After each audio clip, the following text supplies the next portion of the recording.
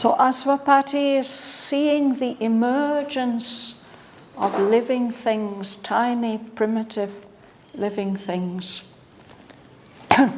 from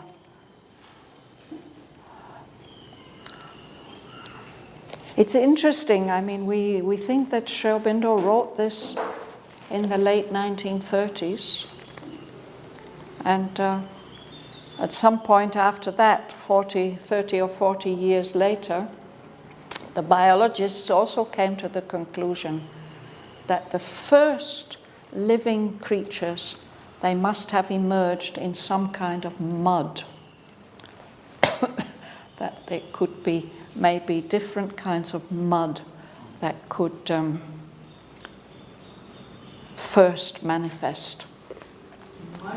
Mud, yes. He said it has to be something, it can't be too liquid, otherwise the formation, the body won't happen.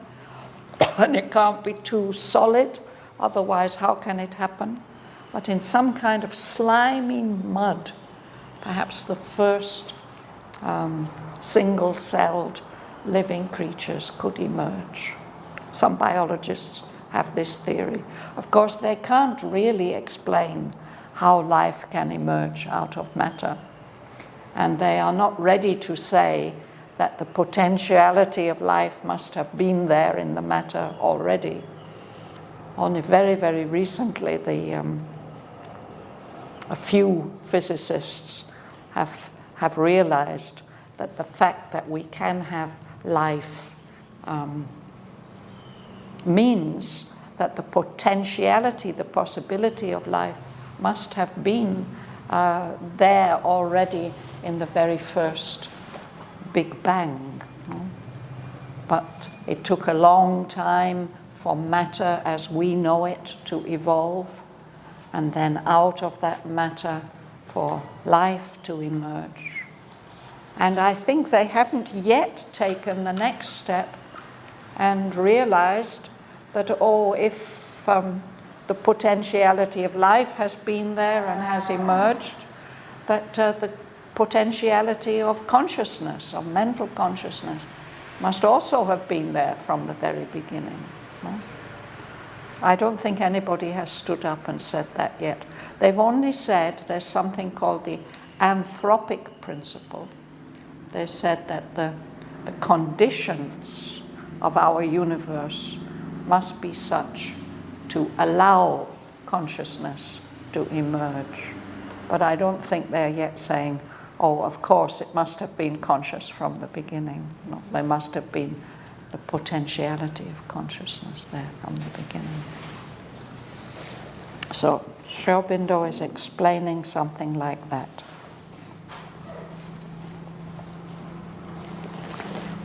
So this is what Asvapati is seeing.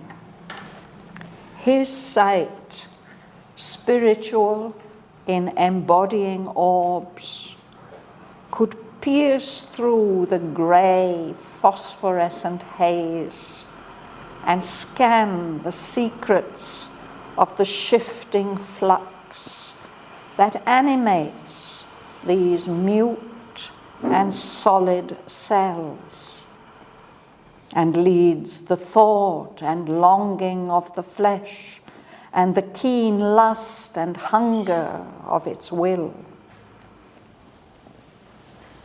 This, too, he tracked along its hidden stream and traced its acts to a miraculous fount, a mystic presence none can probe nor rule, creator of this game of ray and shade in this sweet and bitter paradoxical life, asks from the body the soul's intimacies, and by the swift vibration of a nerve links its mechanic throbs to light and love. It summons the spirit's sleeping memories up from subconscious depths beneath time's foam. Oblivious of their flame of happy truth, arriving with heavy eyes that hardly see, they come disguised as feelings and desires. Like weeds upon the surface, float a while and rise and sink on a somnambulist tide. Impure, degraded, though her emotions are, always a heaven truth broods in life's deeps.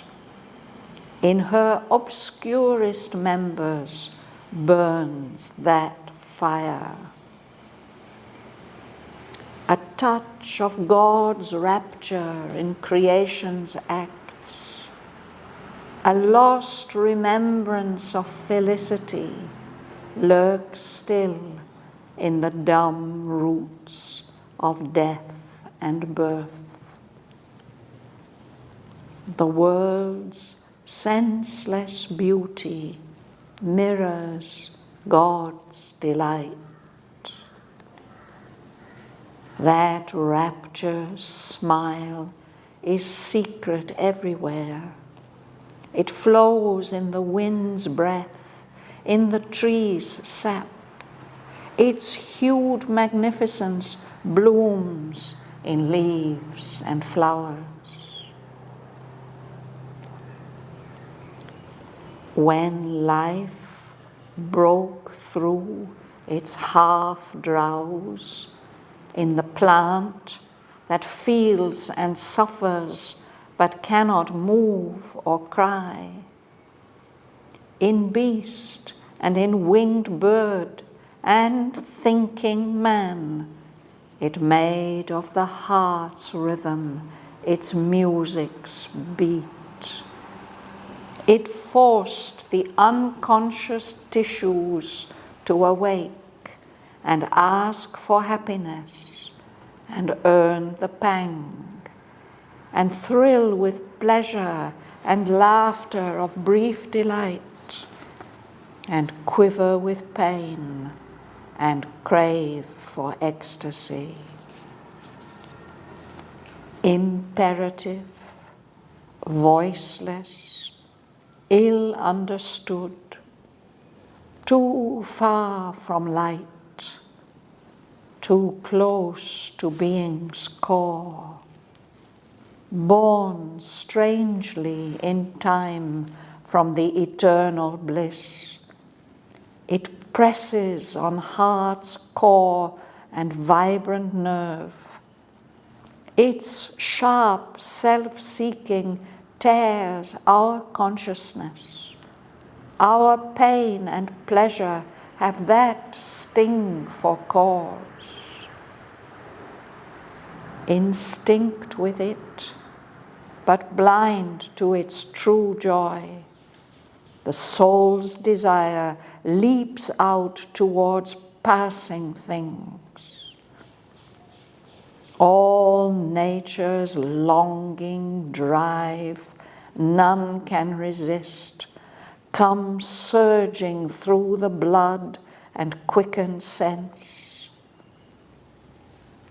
An ecstasy of the infinite is her cause.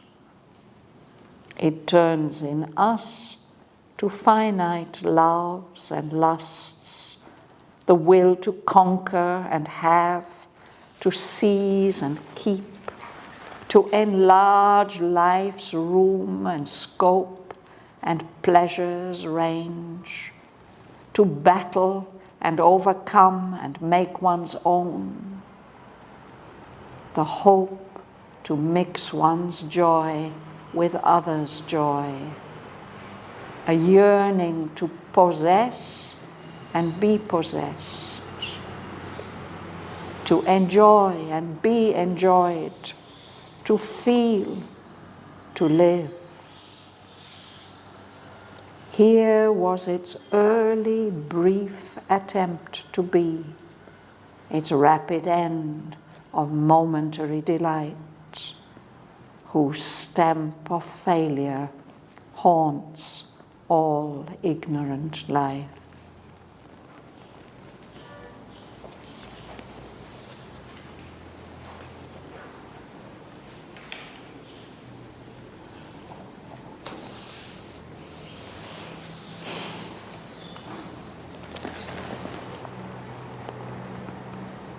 His sight, spiritual and embodied orbs, could pierce through the grey phosphorescent haze and scan the secrets of the shifting flux that animates these mute and solid cells and leads the thought and longing of the flesh and the keen lust and hunger of its will. You can understand this, Nilish? Is there any words that you don't understand? His sight, this is King Aswapati. He's not using physical sight, he's using spiritual sight, but still he's got physical eyes. That spiritual sight is looking through these embodying orbs. An orb means a perfect sphere, and it's poetical, this word is used for our eyes, because if we really look at the structure of the eye, it's an orb, it's a complete sphere. Embodying orbs, our eyes. So his sight, because it's spiritual sight, even though it's in physical eyes, it can pierce through. He has this power of vision that can pierce through this haze, this fog, this grey, phosphorescent haze.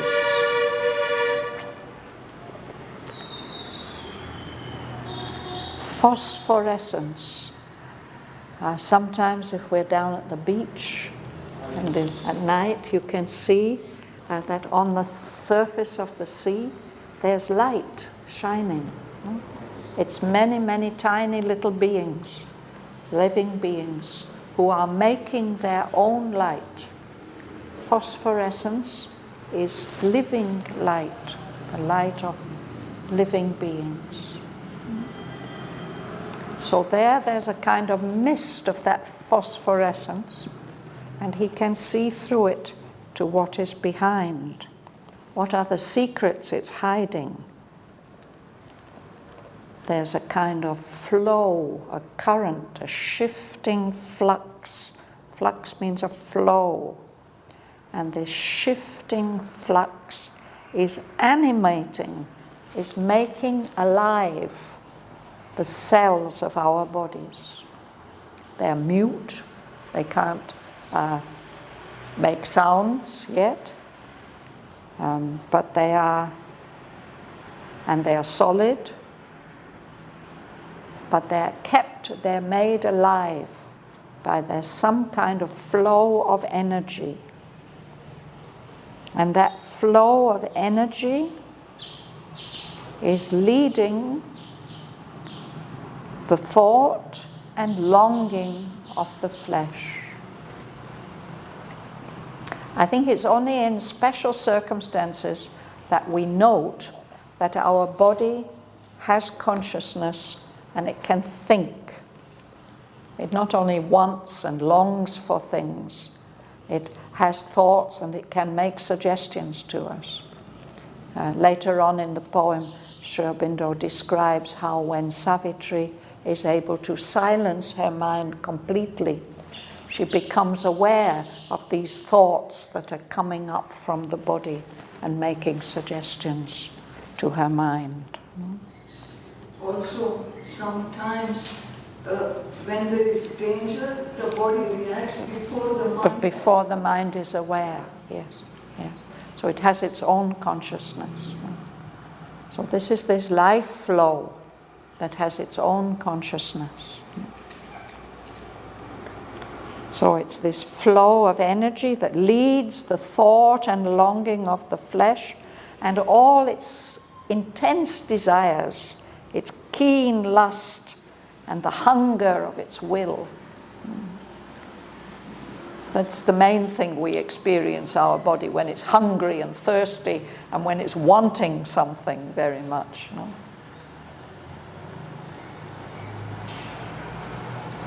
Martin? These two interact along a thin stream and trace its acts to miraculous form.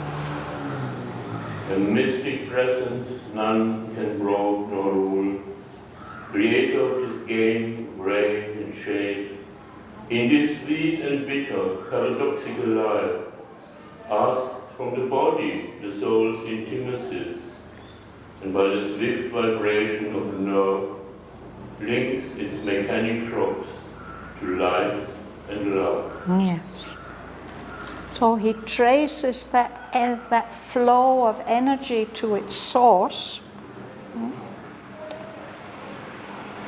and he sees that the source, the fount where this energy is coming from, it's a presence, a miraculous presence.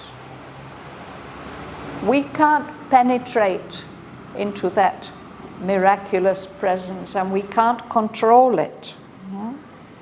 But that mystic presence is the creator of this game, this play of light and darkness in this life of ours, which sometimes is sweet and sometimes is bitter and is always self-contradictory.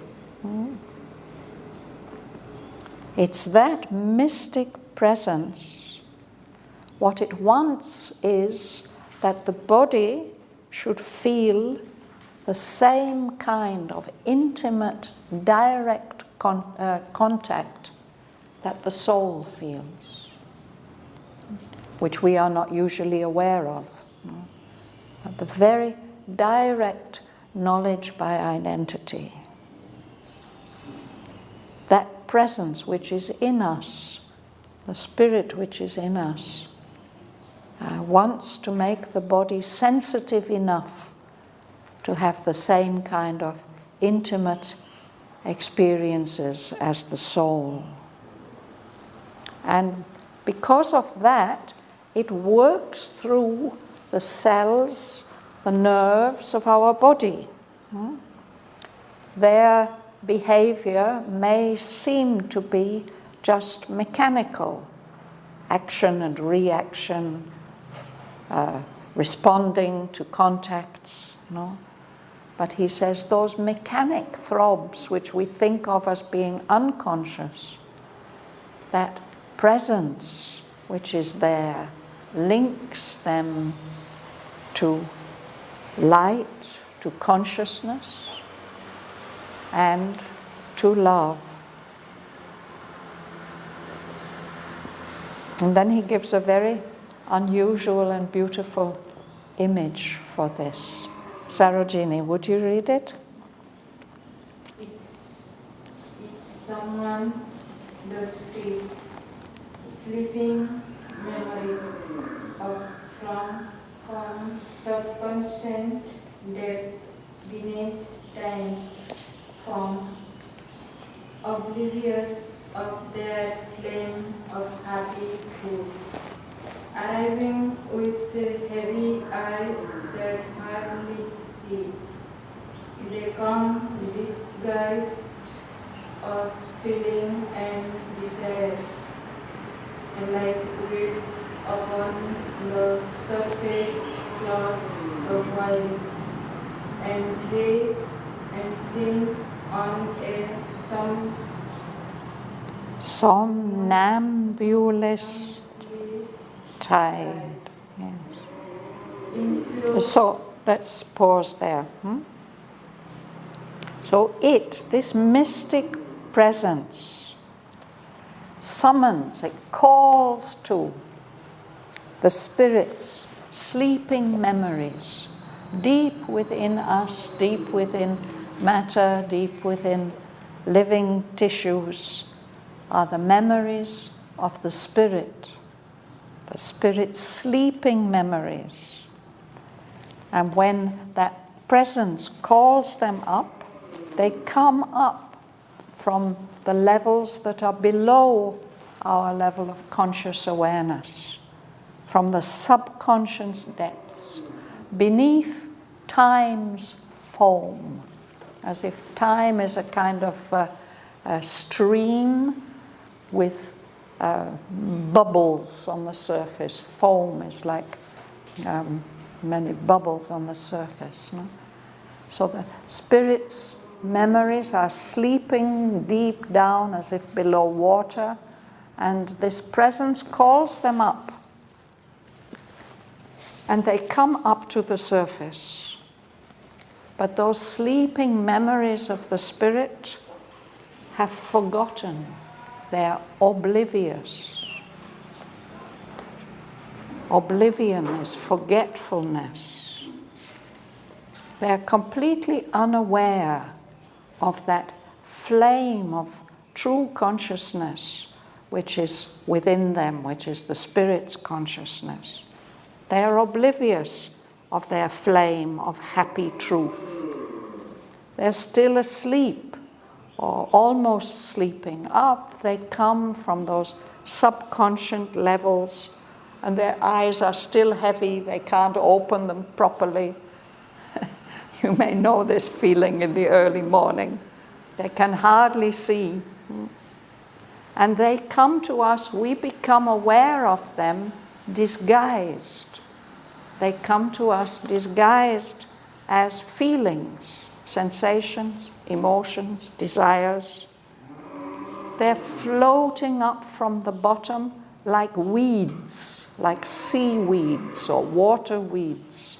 They come up and they float for a little while on the surface of our consciousness. They rise up and then they sink again into this somnambulist tide, this flow of whatever it is. Somnambulist. A somnambulist is a person who is walking in their sleep. Ambulare, to walk.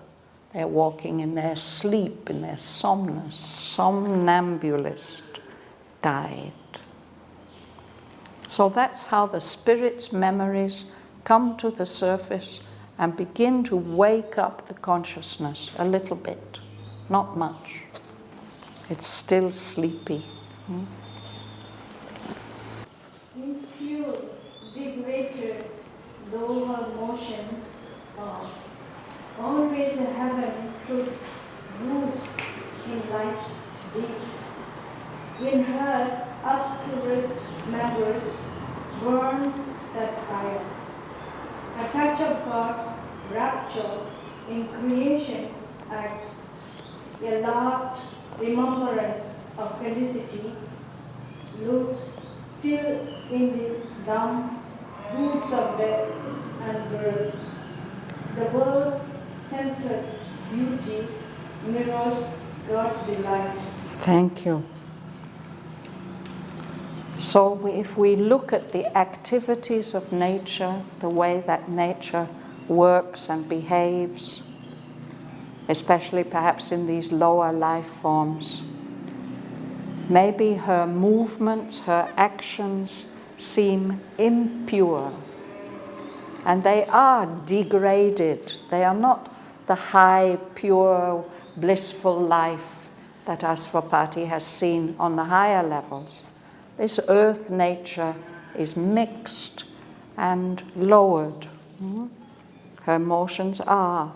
But even so, always within them, there's a heaven truth. A divine truth is there, brooding. We had this word so often, no? There's a power within us which is preparing something, like the mother hen sitting on her eggs. Something's going to hatch out. So in the very depths of life, there's a heaven truth which is brooding there. No? And in the darkest and most degraded and impure parts of life, that fire, that heaven truth, that flame of happy truth is burning.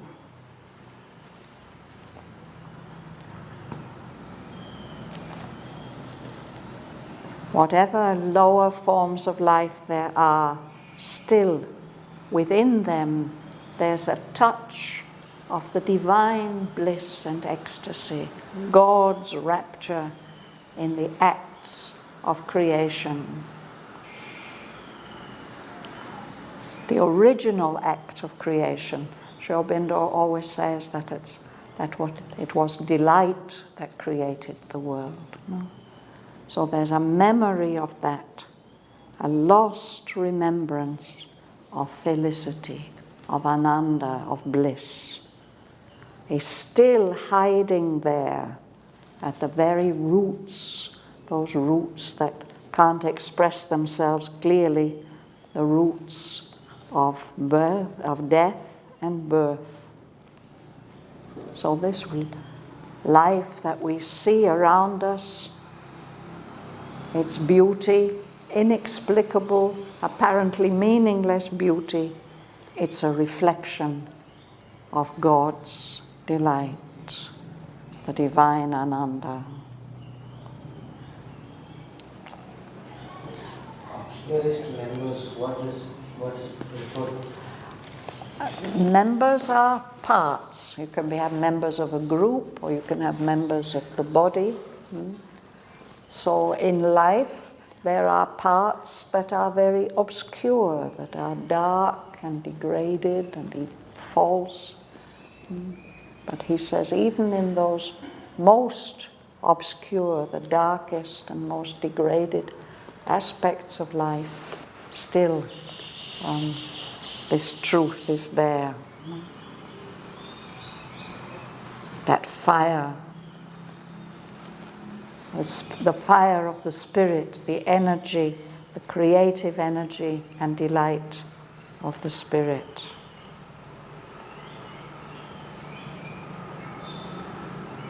Joel?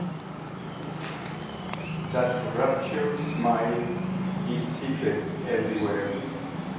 It flows in the wind's breath, in the trees' sap.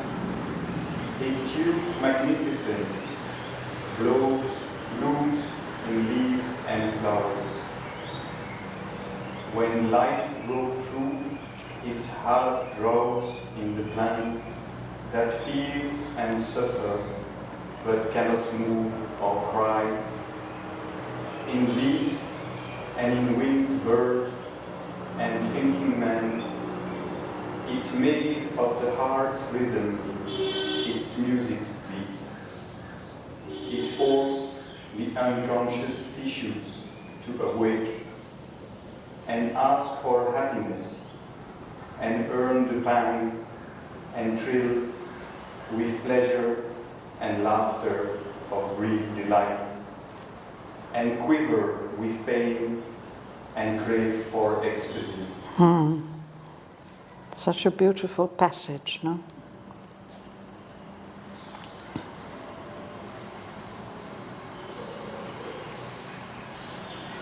The secret smile of God's rapture. It's everywhere, in everything. Nothing could exist if it weren't there.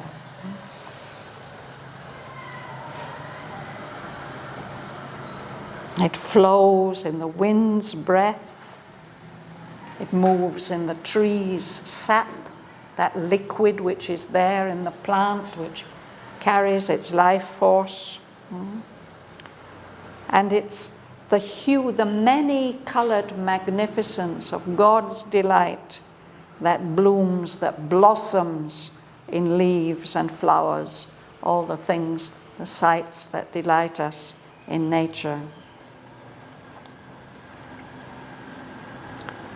And then he describes a time when life first breaks through.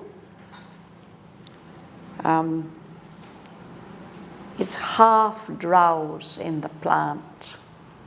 At the plant stage, there's some kind of sleepy consciousness there. Actually, we're surprised to find out how much consciousness there is there in plants. But still, that consciousness is half asleep. The plant feels, it suffers, but he says it can't move from where it is. Plants somehow are fixed. No? Although somehow trees do manage to put out their roots, and if they don't like the earth they're in, they can move over time to somewhere else. And nowadays with sensitive instruments, we can hear that when plants are damaged, it's as if they scream. They give out an electric signal that can be heard by instruments. But basically we think that, the plant can't move. It may suffer, but it can't cry out the way we do.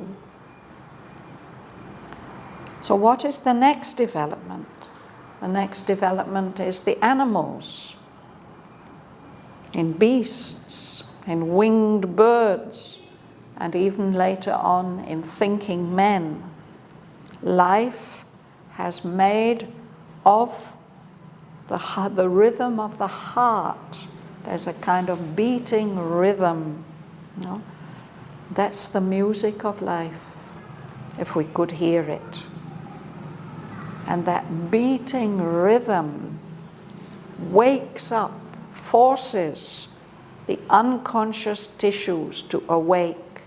And when they begin to wake up, they are longing, asking for happiness. And they search for happiness. They may not find happiness. Instead, they earn the pang, the pain. But they can also sometimes thrill with pleasure. And even there may be a kind of laughter, of brief delight, just for a moment or two. They can quiver with pain, and they can crave, they can experience a strong longing for ecstasy, for intense delight.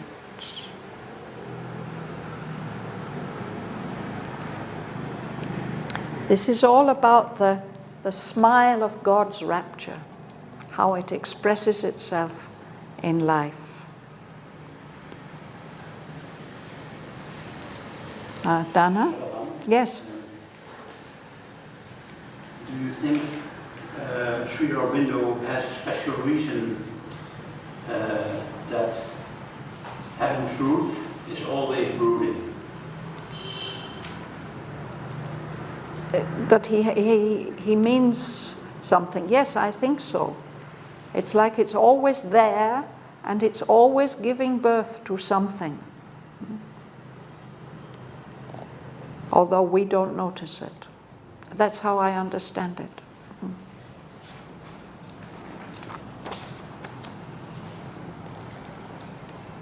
And that's, of course, if we can become really spiritual beings, we would become conscious of that delight, always present everywhere.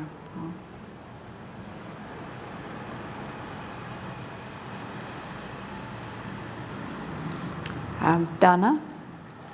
Imperative, voiceless, ill understood, too far from light, too close to being's core, born strangely in time from the eternal bliss. It presses on heart's core and vibrant love. Its sharp, self-seeking feel tears our consciousness. Our pain and pleasure have that sting for cause. instinct with it, but blind to its true joy. The soul's desire leaps out towards passing things. Yes. So this is that rapturous smile, is secret everywhere. This is what is forcing the unconscious tissues to awake. But in the life, these early primitive forms of life, it's very, very powerful. It's an imperative drive, but it can't speak. It can't be expressed in words. And it's ill understood. Even the being that experiences it doesn't know really what it's experiencing. Because it's too far away from the original light, and it's too close to the very deep heart of the being. This rapture is born strangely in time from the eternal bliss. The Ananda is eternal and infinite, but once it is born in time, something happens to it. It's not what it was originally. But still, that pressure is there. It's pressing on our hearts and on our nerves. It's trying to find itself and its original delight. And that sharp self-seeking, it tears at our consciousness. It wakes us up to pain and desire. Our pain and pleasure have that sting of awakening consciousness. That's the cause of them. The soul is instinct with, filled with that self-seeking, but it's unconscious at first of that true joy, the true cause of it. So it leaps out instead towards passing things, all these transient, uneternal things that are here in the world.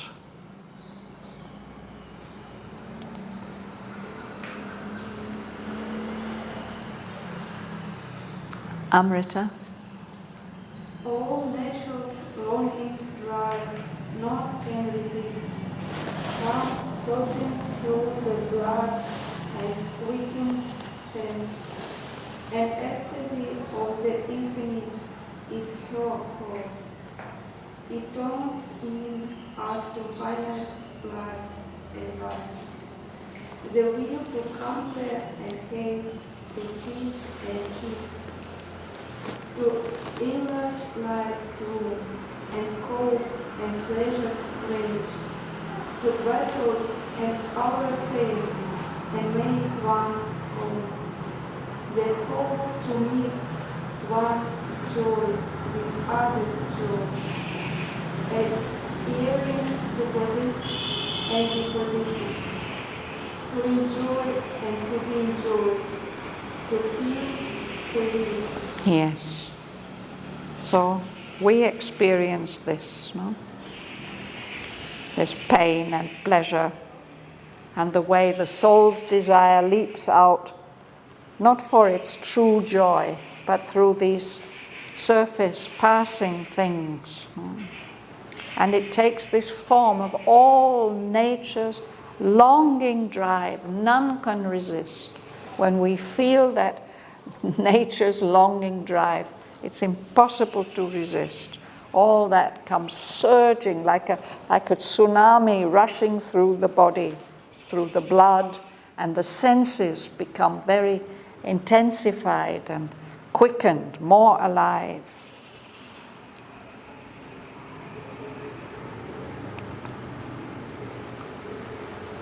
The cause of nature is, or of this nature's longing, is an ecstasy of the infinite.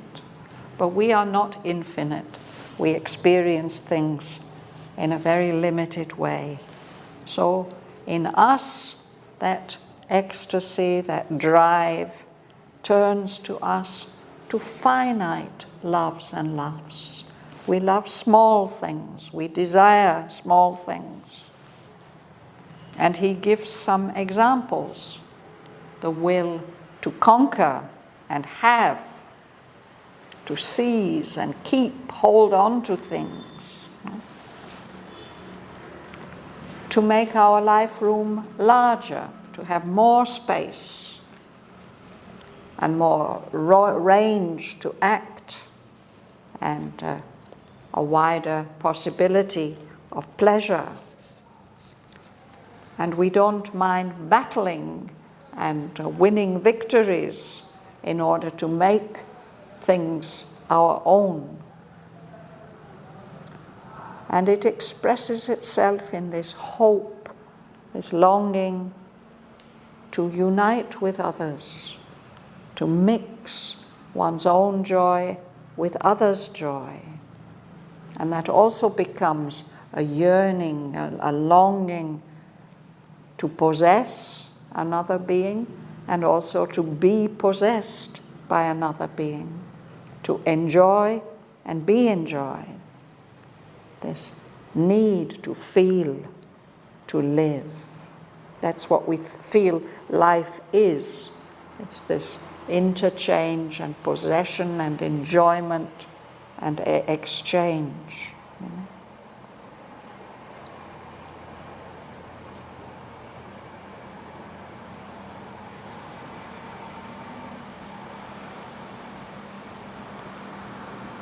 Rita, would you lead? Here was its early brief attempt to be, its rapid end of momentary delight, whose stamp of failure haunts all ignorant life, inflicting still its habit on the cells, the phantom of a dark and evil start, ghost-like pursues all that we dream and do. Although on earth are firm established lives, a working of habit or a sense of law, a steady repetition in the flux, yet are its roots of will ever the same. These passions are the stuff of which we are made. This was the first cry of the awaking world. It clings around us still and clamps the God. Thank you.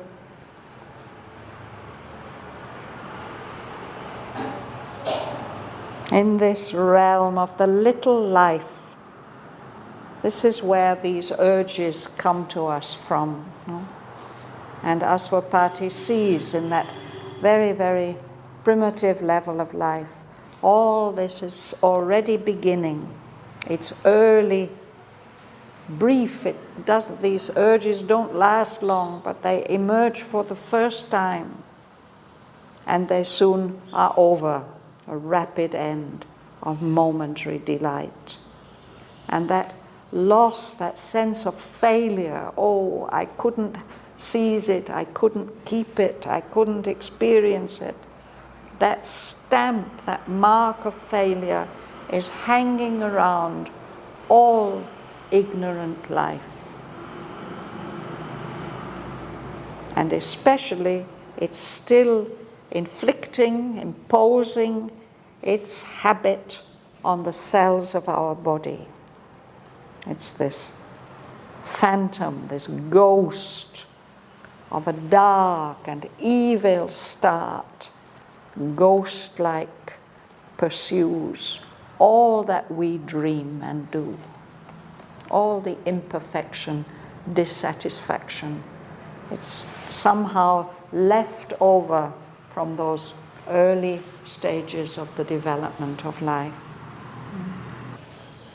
Now, on earth, we're not still in that very primitive stage. We've come to a time when there are firm, established, living beings. They keep their form for quite some time, and there's some kind of stability formed by the working of habit, a sense of law, or this flow of energy that keeps repeating itself again and again. That's a more developed state than this little life that he's telling us about. But he says even our life, the roots of its will are still the same. These passions that ruled in the world of little life, it's the very stuff and substance of which we are made. This was the first cry of the waking world. Like a baby being born, we expect it to cry. What he's seeing is like the birth of life. But that cry, actually midwives say now, modern midwives say, that what the baby experiences in the first few minutes and hours of its life, it retains those impressions throughout its life. And that may affect its health and its psychology and everything. So it's something like that whatever happened to life in its beginnings clings around us still, and it's clamping, it's restricting the development of our divine part.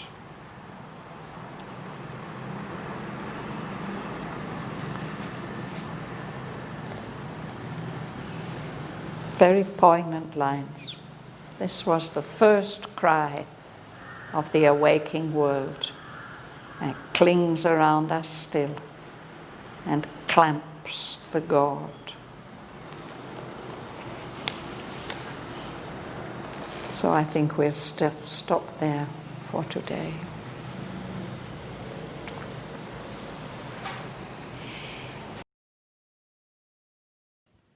His sight, spiritual in embodying orbs, could pierce through the grey phosphorescent haze and scan the secrets of the shifting flux that animates these mute and solid cells, and leads the thought and longing of the flesh and the keen lust and hunger of its will.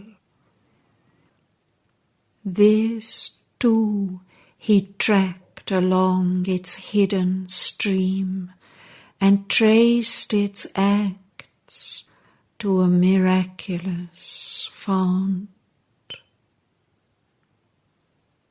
A mystic presence none can probe nor rule, creator of this game of ray and shade, in this sweet and bitter paradoxical life, asks from the body the soul's intimacies, and by the swift vibration of a nerve links its mechanic throbs to light and love.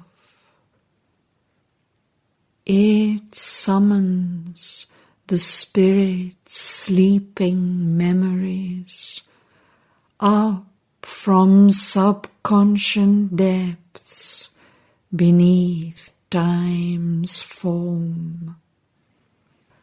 Oblivious of their flame of happy truth, arriving with heavy eyes that hardly see, they come disguised as feelings and desires, like weeds upon the surface float a while, and rise and sink on a somnambulist tide. Impure, degraded though her motions are, always a heaven truth broods in life's deeps. In her obscurest members burns that fire. A touch of God's rapture in creation's acts, a lost remembrance of felicity lurks still in the dumb roots of death and birth. The world's senseless beauty mirrors God's delight. That rapturous smile is secret everywhere. It flows in the wind's breath, in the tree's sap. Its hued magnificence blooms in leaves and flowers. When life broke through its half-drowse in the plant that feels and suffers but cannot move or cry, in beast and in winged bird and thinking man, it made of the heart's rhythm its music's beat. It forced the unconscious tissues to awake and ask for happiness and earn the pang and thrill with pleasure and laughter of brief delight and quiver with pain and crave for ecstasy. Imperative, voiceless, ill understood, too far from light, too close to being's core, born strangely in time from the eternal bliss. It presses on heart's core and vibrant nerve. Its sharp self-seeking tears our consciousness. Our pain and pleasure have that sting for cause.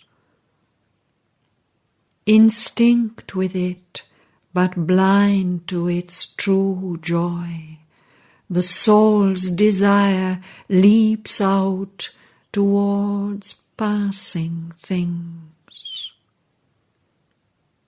All nature's longing drive, none can resist, comes surging through the blood and quickened sense. An ecstasy of the infinite is her course. It turns in us to finite loves and lusts, the will to conquer and have, to seize and keep, to enlarge life's room and scope and pleasure's range, to battle and overcome and make one's own, the hope to mix one's joy with others' joy, a yearning to possess and be possessed, to enjoy and be enjoyed, to feel, to live. Here, was its early, brief attempt to be, its rapid end of momentary delight, whose stamp of failure haunts all ignorant life, inflicting still its habit on the cells. The phantom of a dark and evil start, ghost-like, pursues all that we dream and do.